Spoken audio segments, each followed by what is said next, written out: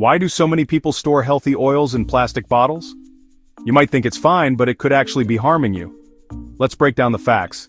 Most people buy oils like olive or avocado oil for their health benefits. But here's the problem. These oils are super sensitive to light, heat, and air.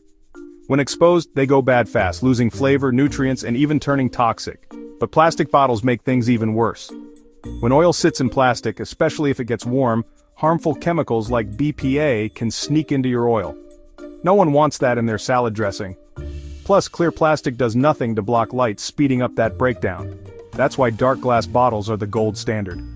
They shield your oil from light and keep dangerous chemicals out. It's not just for cooking oil either. Store sensitive stuff like essential oils, vinegar, and fish oil in dark glass too. It keeps everything fresher, longer, and way safer for you.